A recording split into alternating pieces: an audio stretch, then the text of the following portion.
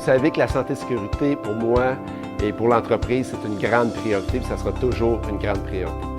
Dans le terme santé-sécurité, il y a le mot santé et sécurité. Sécurité, c'est quelque chose de plus tangible. On parle de sécurité machine, on parle des méthodes de travail, un environnement sécuritaire. Mais quand on parle de santé, c'est quelque chose de plus, disons, abstrait ou qu'est-ce que ça veut dire la santé dans l'entreprise? J'ai eu la chance, il y a moins que 12 mois, de rencontrer Pierre Lavoie, qui m'a expliqué justement son défi de transformation de société. Mais Pierre, il dit, je veux aller plus vite. Pour aller plus vite, je dois m'adresser à une plus grande population, pas seulement dans les écoles, mais aussi avec la population active, les travailleurs. Donc, débuter un projet avec les entreprises. Nous, on a dit BRP, on veut être une de ces entreprises-là. Quand j'en ai parlé à mon comité de gestion, on a dit, bon, si on a 200, 300 personnes qui embarqueraient dans l'aventure, ça serait vraiment formidable. Finalement, on a eu au-dessus de 600 personnes qui ont participé. Tout un wow! Je vais vous parler un petit peu du défi de Pierre Lavoie. Pour moi, qu'est-ce que ça représente? Mais c'est tombé dans le bon moment. C'est tombé dans le bon moment parce que je commençais déjà à vouloir me mettre en forme, tout ça. Puis mon beat se brisait, je n'étais pas capable de le soutenir. Fait qu'à un moment donné, quand ça a été présenté, ce projet-là, puis j'en remercie BRP, c'était le momentum qui me manquait pour pouvoir dire, bien là, je vais mettre ces habitudes-là dans ma vie, puis je vais le continuer par la suite, parce qu'aujourd'hui, je continue de marcher. Moi, c'était la marche. Pour moi, le grand défi, c'est vraiment une motivation, une source de motivation pour pouvoir bouger plus, puis en même temps se donner une saine alimentation. Le grand défi pour moi, ça a été vraiment de me surpasser. C'est des objectifs que je me suis fixé moi-même, étant de perdre 10 cm de tour de taille avec 40 livres. Idéalement, c'était de perdre 40 livres seulement de matière grasse. Donc, j'ai presque réussi mon objectif. Il me reste juste 11 livres à perdre. Je suis très content. Écoute, on s'est donné un but.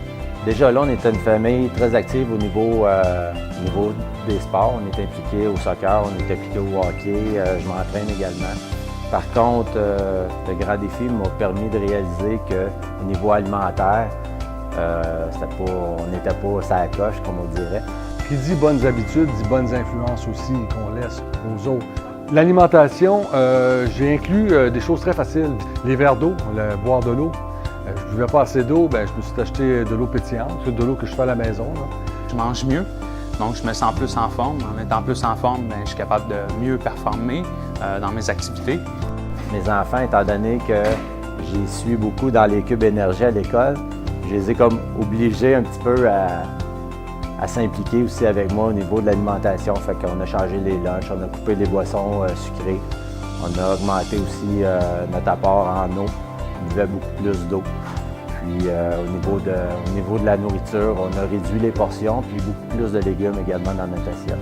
Chaque petite habitude qui se sont additionnées a créé une bonne habitude. Le plaisir que j'ai à faire ces activités-là fait en sorte que j'ai même pas besoin de m'obliger. Ça devient de plus en plus naturel de bien m'alimenter et puis de bouger. Au niveau des résultats que j'ai eus, j'ai quand même perdu 13 cm de tour de taille, puis perdu 6 kg également, 17 % de matière grasse. Souvent, des gens qui ont mon âge, qui s'approchent de la retraite, on prépare financièrement notre retraite, on met des sous de côté, tout ça, on planifie, mais on ne planifie pas notre santé. Si je pense qu'il y a quelque chose qui est important, c'est de planifier la santé parce que l'argent peut toujours se refaire, mais pas la santé. Une fois qu'on est rendu là, bien là, c'est notre capital de risque qu'on a nourri plus que notre capital santé.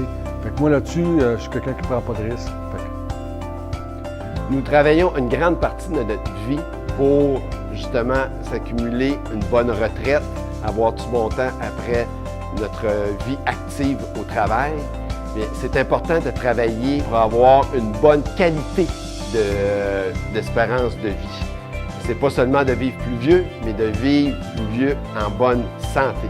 Certains me disaient qu'à Valcourt, le soir, quand les gens marchaient dans le village, tout le monde s'envoyait la main et disait « Hey, on fait des cubes à soir! Ah, on fait des cubes! » Fait que c'était un événement engageant. Puis dans cette activité-là, j'ai ressenti ça encore une fois.